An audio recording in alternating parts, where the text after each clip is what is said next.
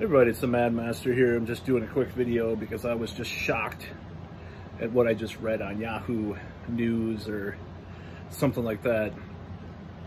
And of course, considering this is another video, it's like my old Rufus McDoofus would say. My character that was a extremist about said virus. I was just quite in shock when I read this poll that came out from Yahoo. I'm going to put it in the description. I'm not going to say what the poll, specific words that YouTube does not like, of course. I will try to censor myself because I have to. So they polled, I think it was 13,000 people. And they asked if, would you attend a restaurant where proof of you-know-what is required? Now, I was actually tearing up a couple minutes ago about this, because this is something that's really, and I know people may disagree, but it's like, since 9/11, I've just been really mistrustful of the government and their, imposing things on our civil liberties. I know of a couple of people that died from this. Nobody personally has died from this. I know of a couple of people that have had it that were fine. I find it difficult to I used to find it a little more difficult to, kind of balance out this idea that I was trying to fight for what is in our Constitution and civil liberties, and trying to reconcile that with the fact that it is, this thing's dangerous for a lot of people. And then I thought about it. I was like, well, who else is going to stand up for these people that are, being subjugated in this way? Oh, it's their personal choice. Okay, that's fine. But just like drinking soda is a personal choice too. But, so this is the whole thing with that, is that in a way, considering the hesitancy that's happening, how are people going to live? Like, it's kind of like, the stop and frisk or the war on drugs. It's like the more you put into these repressive policies, the more people, at least a certain amount of people, will push back. But thankfully, it's not just a certain amount of people, if this poll is to be believed. So I'm going to give the number at how much of the percent is who would not attend, go to a restaurant that is pushing, mandatory proof of Jabbadabbadoo upon entry. And this is going to blow your fucking mind. 80%.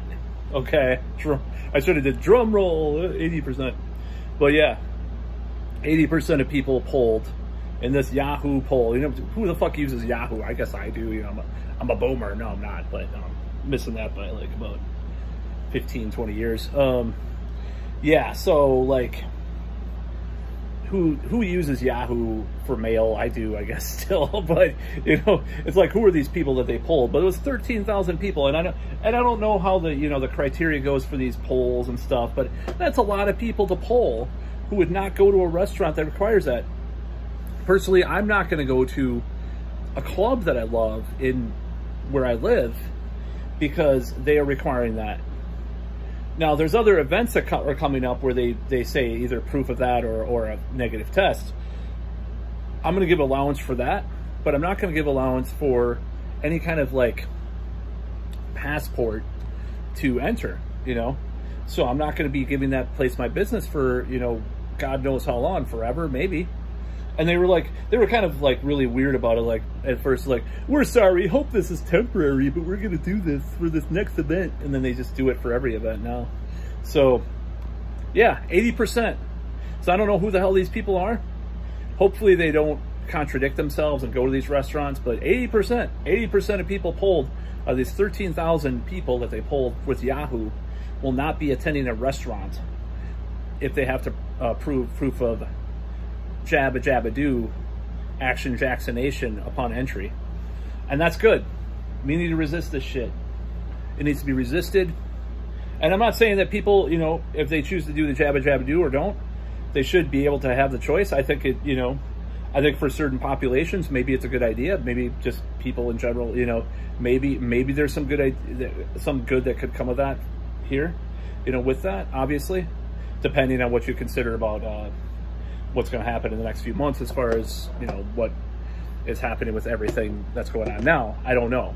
But I'm just saying, maybe it's a better idea to push. Maybe if instead of trying to make things more restrictive and more like paternalistic upon, you cannot enter this restaurant if you don't have the jab.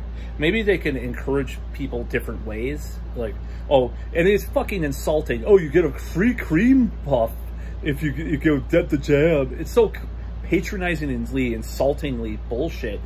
It's like, if the stakes were that high with getting this thing, why are they just offering stupid little shit? They should be offering people $10,000. If it's such a big fucking deal, why, you know, both like on the carrot side, give a little carrot, and then the big whip in your fucking, you know, in more, you know, ways than one. If you talk about, well, anyways, that's kind of bad, but I'm just saying, like, it's fucked up. Okay. But thankfully, people, if this poll is to be believed, are waking the fuck up. We need to resist these corona fascists and fight them, you know, as much as we can. Unfortunately, that means, you know, some of the things that I believe in are going to be resisted more because, you know, a lot of Republicans are against this stuff. But I don't believe that it sets a good precedent to do these things. I don't think it's good. I think it's like apartheid in a way. It's like, I mean, of course, oh, well, people can help it. They can get the jab. Well, make them trust it first. You have people like James Corbett talking 20 years ago about, or you know, Mr. Jones too, talking about 20 years ago, they're going to force this upon the population one day. They're going to have this thing, you know, have the Jabbadabbadoo. You know, you have to get it, or to get on a plane or go across the state or into another state. It's like, how are they going to help people by doing exactly what they fear? How are they going to encourage people to do what they want them to do if they're going to make people do it in a way that is what they were scared of in the first place because they believe all this stuff, you know, all these people. So it's good news. I'm very happy that there is a awakening consciousness of people. Max Blumenthal talking about it, Glenn Greenwald, Taibbi's been a little coy about it, so is Kyle Kalinske. I think Taibbi did talk about it a little bit. There's more people that are waking up to this idea that we do not want to live in this type of society where we're doing these types of measures. And it's not even about, you know, if they said, okay, for a while the pandemic is happening, we'll do this, like some kind of sunset clause in law, like even New York, like, okay, we're going to do this until the cases are at this level or the deaths are at this level, hospitalizations. They're not even as far as I know, correct me if I'm wrong, they're not even doing that. If they did that, people would trust them more with this shit. But they're just trying to segregate society and shame people into doing this thing that they do not want to have done. And how is that going to go for you? How is that going? Yeah, it's gone up a little bit. And then in the meantime, some countries have like 8% Jabbadabbadoo rates. What are they doing about that? Just blaming white Trump supporters. That's all they can do. That's all these democratic fucking authoritarian fuckwits have been doing for the past 4 years. They've been totally shit on their total everything. First they fucking push Bernie out, you know, and then he sells out. AOC sells out. It's just it's a clusterfuck. I'd almost rather vote for DeSantis than Biden or Kamala Harris at this point. I mean, I would never 4 or 5 years or even 2 years ago have imagined I would ever say that. Well, these people need to be stopped. These fascist, big pharma, fucking corporate pigs. That's about all. Peace out.